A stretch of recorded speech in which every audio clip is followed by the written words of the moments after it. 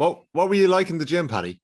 Was it a big thing for you when you were younger, when you were part of your career?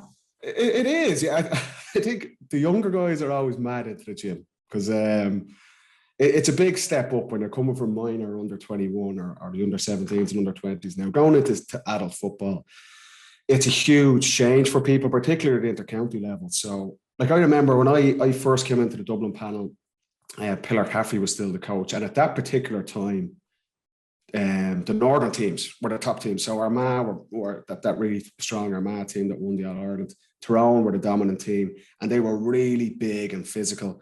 And the first couple of years I was with Dublin, it was all about just getting as big as you can. So we used to lift weights. It'd be a lot of beach weights would have been going on, and that was the side of things. Whereas by the end of my career, that kind of phase of bulking up, it nearly been turned on its head completely, and it was all about speed and kind of slimming down.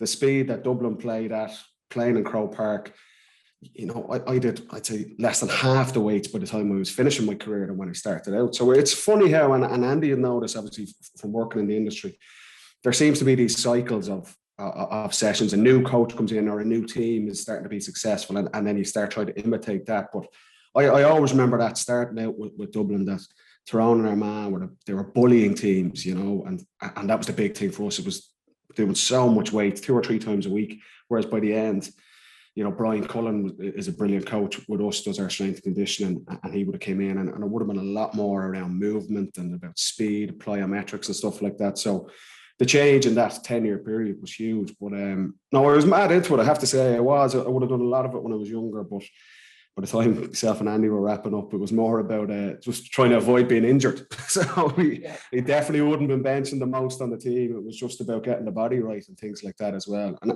I think the big thing, it's so important to have a coach and a strength and conditioning coach who understands you. You know, if you have injuries over your career, there's certain things you can't do, and it's having that tailored approach. And I think that's one of the biggest things in GAA. Like you say, from when I first started, it was kind of a one-size-fits-all. Everyone get in and just lift as much as you can.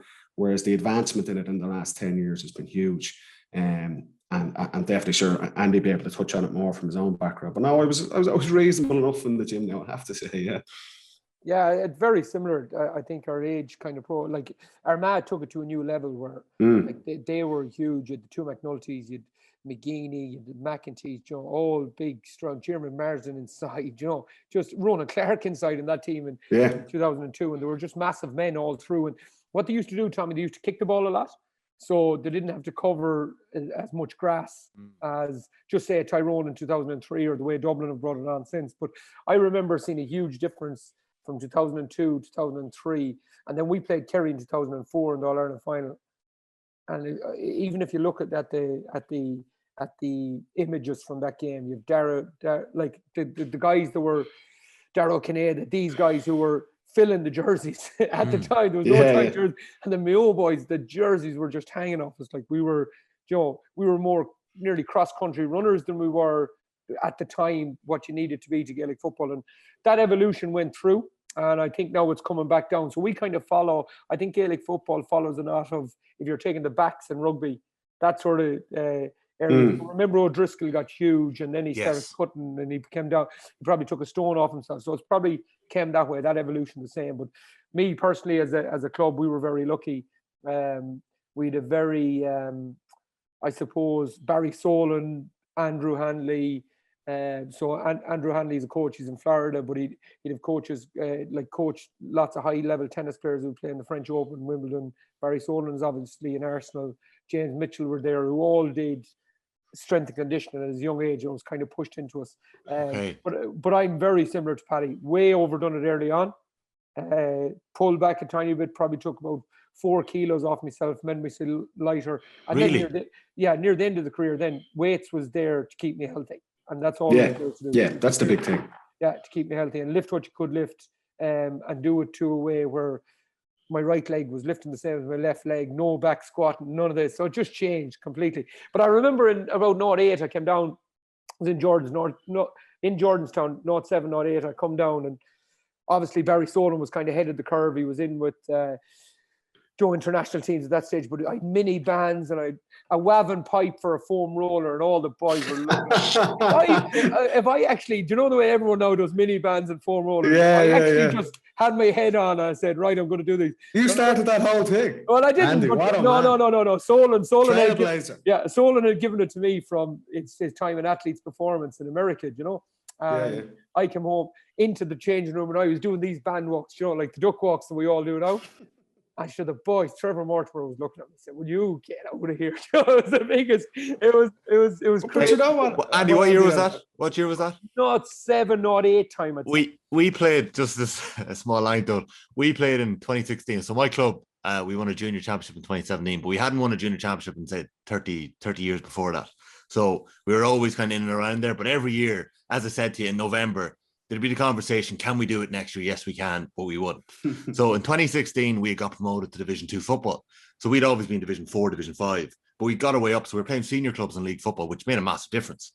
And in our first game in Division 2, we played one of the big town teams, Trim, and it was in February, and it was in Mead Hill. Now, it's hard to get to Mead Hill, and a lot of people in Mead don't know how to get to Mead Hill. Trim made the way down, and I remember going into the dressing room that day in Mead Hill, and we were going to our dressing room, the first one. And there was this commotion downstairs. There's a little hall. And we looked down, and the Trim boys were foam rolling and doing these bands. And we were up there looking down, sneering at them. Look at these, a few pints in the dressing room. Look at these towny boys out here. Actually, didn't we go out and didn't we draw with them in our first league game? But we had that siege mentality. Go, what are these lads at? I swear to God, it was 2015 or 2016. And about 6 months later, we all had foam rollers and mini bands. But it was like, it might sound like we were that far behind, but I actually don't think everyone was doing it 5-6 years ago. But Tommy, it's funny, and it's not just in gym work. I mean, I made my debut with Dublin in 2008, and Dublin at that time, like Pillar Cafferty was the coach, and they'd become the dominant team in Leinster. And I would have went into that environment. Dublin would have been, I would say, one of the most professional teams in the country at that time. But it was like we'd have carveries after training around in the goblet. We used to train in St. David's there. Nice, don't talking down nice. Honestly, yeah, you go in and you'd have a chicken curry and a few chips and things like that. And like few roasties. The train, the gym work was let's get bigger. Kind of our kind of athletic training was kind of long distance running, and I know there's obviously the famous stuff of Mick O'Dwyer just doing laps and laps and laps. But at that time, you would have said this is one of the most professional setups in the country. And then every year it just seemed to get more and more intense. And like I say, we touched on this in previous pods, you start getting influenced by other coaches in other sports. And all of a sudden, if I look from 2008 to say 10 years later, 2018, the difference in our training, the difference in our nutrition, the difference in our gym work, the big emphasis on recovery and things like that. Like recovery, we'd win a championship game and you go for pints for 2 days after. You know what I mean? And the change, the evolution off the pitch and in terms of how you trained, not just your gym work, but everything, it just seemed to get more and more professional every single year. And I'm sure, like I obviously finished up last year with Dublin, and I'm sure in 2 or 3 years' time, it'll go on to another level again. I don't know where it will get to, but you always tend to look back and go, geez, how were we doing that 2 or 3 years ago? There's always little incremental gains that teams are chasing every year. But the gym work was an obvious one, yeah. Just sticks in my mind. It was all about size, whereas now it's gone completely, it's all about speed. And like Andy's touched on, it's all now about recovery, just being injury-free. There's no point in being able to lift 150 kgs in the gym and then you put your back out and you're out for 4 weeks, you know, and a lot of it is just making sure you're as fit and as ready to play as you can be. On that, there was, when you talk about the cycle and the progression, there's 2 players that I always think of that nearly represented it. Paul Flynn is one. Flynn got to the stage, like he obviously wins those 4 All-Stars in a row, but he's nearly a different body shape every time he wins one. He got huge, I think. He got absolutely massive. Well, he would have been on that team under Pillar, so he would have broken. He's a couple of years older than me, and that would have been his intro as well. And he was in DCU with me as well, and a lot of us in DCU would have went to the gym quite a bit. But that was his intro as well. It was about size, and particularly like he was playing around the middle of the field as well as a young guy. So he's like between wing forward and midfield. So that was a requirement. That's how Gaelic football was played at that time.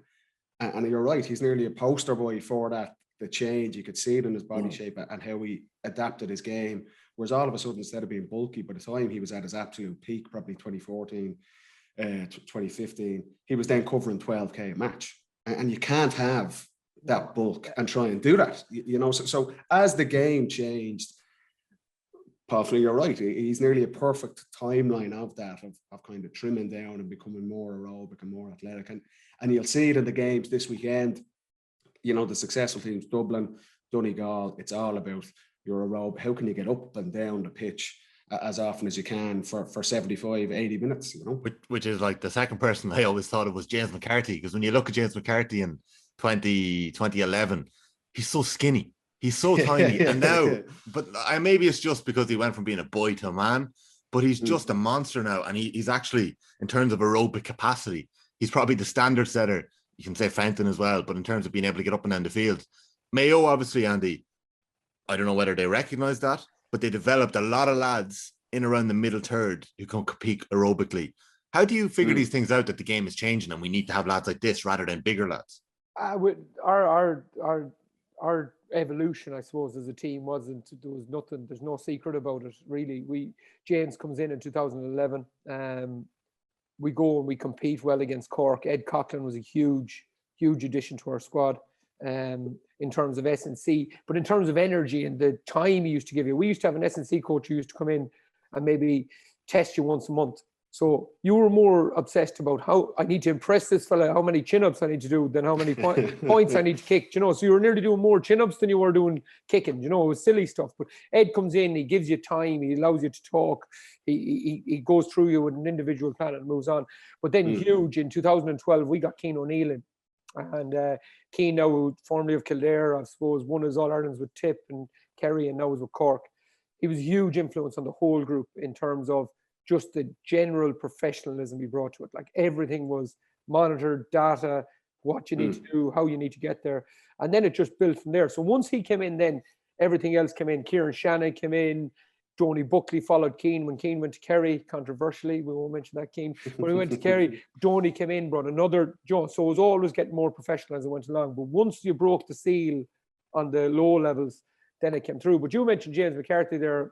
Like two tours kind of stick out for me. One, 2010 on a tour, and Cork had just won the All-Ireland on a tour, and seeing them boys training in the gym was just insane. And anyone that was there that was actually thinking, right, we need to get to a level. So there was a few dubs on it. Bernard was there and a few others. Once they seen the Cork boys, they were definitely going home from that tour thinking, right, okay, I'm not doing half enough here, because I thought I was training. Yeah, but that's a big thing, Andy. And it's like teams that you copy success. You see what a team does and go, geez, they've done this. Okay, we need to start mirroring that. Because it's you sit down at the end of only one team is really successful every year, the All-Ireland champions, and the other teams are sitting there kind of licking their wounds after not winning the championship. They're going, well, what did Kerry do last year that we didn't do, or what have Dublin been doing the last couple of years that we haven't been doing? And that's that competition that pushes the game on. I'll give you another. Which Cork boys? Tell me which Cork boys. I want to know, because they were all animals. Who stood out to you? Every one of them. Miskela, really? Podge Kissan. Graham didn't go, but Pearson O'Neill was there. So O'Neill was about 6'4". They had about 12 players who were all 6'2", 6'3". They were unbelievable. Nicholas Murphy, Paddy Kelly, Colin O'Neill, and like it was like Quirk is a quiet guy, Alan Quirk, who used playing goals with them. But like basically, if he said something, everyone did it. If Miskela said something, everyone, and they just all did it. Now it never really worked for them then after, but you could see why they got to the level they got to. But then I was on the last tour I was ever on was November 2018. We went to Philadelphia, right? So I couldn't get training, lads. Like my little fellow was born. I wouldn't sleep. I couldn't train. So Colin Boyle and David Clark were on the tour with me. I said, lads, if I have any chance playing next year, you have to get me training here. Like, you know, I just couldn't get in the mindset of training. So first night we went in, as usual, everyone went out for a few beers. And this is everyone, Tyrone, Dublin, a lot of them. We all went out for a few beers. And Clarkey said to me, he said he'd get me training. So I was the first home, right? Clark, I wake up the next morning, the phone is ringing. I'm like, what's wrong? Clark is in the gym already. Like I was home at about 2 o'clock. This is 7:30, 8 o'clock. I was like, how is this crazy man in the gym? So get the clothes on, because I'm afraid of Clarkey. Get the clothes on, run down to the gym, and he goes, yeah, you better cop on. He goes, McCarthy and Howard and who was it? Con were already in the gym. Gone. So I watched straight from the nightclub. Yeah, it's true. But I watched it for the week, right? I watched it for the week.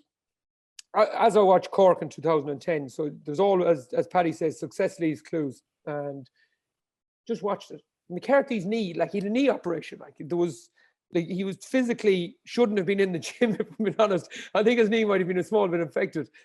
He was pulling the boys to the gym. And like the boys were good boys. I'm sure they're good lads. But McCarthy was leading the way. And you're on about the body shape and how he's still playing. And I just remember looking at this boy and going, that's impressive. No, it got me training because I thought if I have any notion of competing in 2019, I need to go after this. But like you're thinking about it then afterwards, moving on, and you're tired and you're thinking, okay, it was a clue in Cork, there's a clue in McCarthy, and they were both very successful teams. Yeah, success leaves clues. That's one of the main phrases of the last couple of weeks of the podcast. That's a good one. I really like that. Yeah, that's great. So, and just the last one on the gym, Andy. Sorry. So you obviously didn't always own your own gym or work in a gym. That came in the latter stage of your career. What sort of a difference would there have been earlier in the career, or did that matter, or did you always have that mindset? Just when I got injured. When I got injured, I've told the story many times, but the biggest problem for me was when I got injured, I could not recover. I literally, my back was gone, my knee was gone, my hips were gone. Like I was willing to finish up, if I'm being perfectly honest. I didn't want to, but the body was shot at the end of 2014, and I was done. And just got very lucky. Opened the gym in 15. Medina Falvey, Barry Solon was there with me and talked me through a 6-month program. And all of a sudden, I was out of the car, not sitting down in that crunch position, on my feet the whole time. I just kind of changed everything then, and I could start moving then again. But once I got injured, once I did the cruciate in 12, the job I had at that time just it didn't suit from that day on, you know. And I probably maybe them 2 or 3 years I should have changed earlier. But listen, it is what it is. But no, it was a really good career move, good for me, kind of psychologically, but really good on a football point of view as well. Who lifted the biggest weights in Dublin? Paddy? Oh, it's all the young guys. They're all it's gas looking at them coming in. Guys like Paddy Small and stuff now, they're absolute savages in the gym. And I'm just looking on. It reminds me 10 years ago, and I'd be going in doing 90 kg bench press. I'd be one of the lowest on the team. I just get it done and I'm out the door with Cully doing my foam rolling and stuff like that as well. Like, but no, it's funny. The younger guys, they do come in, and it's to be honest, they're some of them are students and they've time on their hands, and they're doing that side of things as well. But it's a very important bit for any younger players coming into that panel, because it is a huge change. Like you're going from playing senior club football, or you've come from the under-21s, you're playing Sigerson football. It is a big step up in terms of the physicality to play in the championship, you know, at intercounty level. And particularly if you're coming into the Dublin team, the standard is so high. You just need to physically be at that level, or you're not used to the team. There's certain requirements. This is the style of play we have. You need to be able to run for 75 minutes. But you also need to be able to win your own ball. Like we spoke about Dublin, if you're a defender, you're asked to man mark some guy. You've got to be physically able to deal with him. So it does tend to be the younger guys. And as Andy says, when we get older, a lot of it is just about keep ourselves on the pitch and being ready to play and stuff like that. And like Andy said, you could spend 30 minutes at the gym just doing your prehab stuff.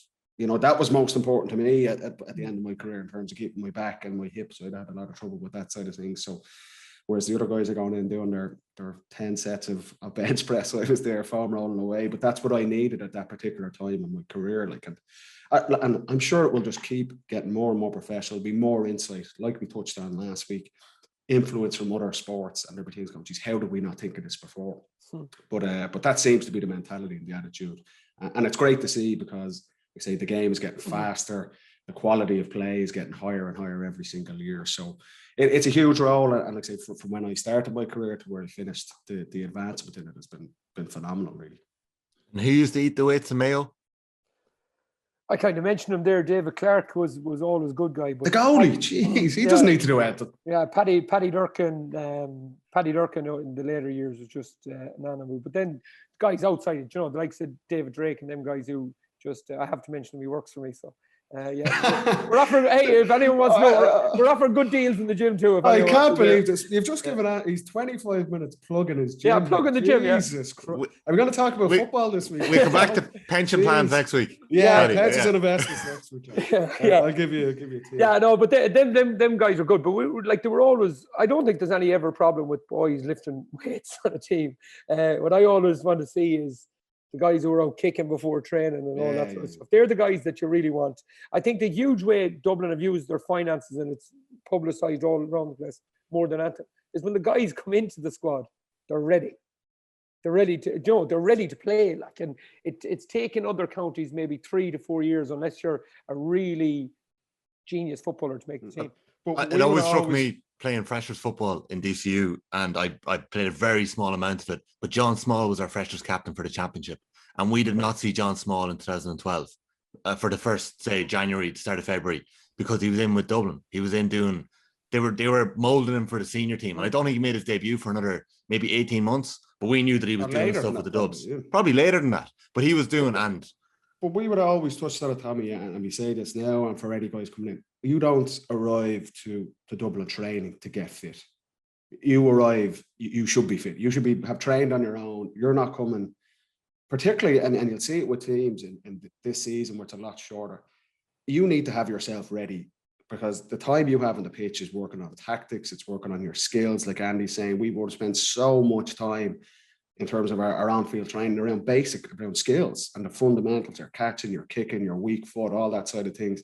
You can't waste time coming back really unfit, and you have to spend, 60, 70% of your time getting aerobically fit. You arrived to training fit and ready to play. And the time we had together was then on the more important things, like Andy's saying, around your skills, around your tactical style of play and things like that. You just couldn't be wasting time coming in terrible shape, and you have to spend the first 3 weeks of the year trying to get fit. You had to have at least a base level of aerobic capacity. That's the responsibility of the players to do that. In your off season, okay, go away and enjoy yourself, and I love that myself. But you still had to do the work away from the scene, so you came ready to play and ready to contribute to the team.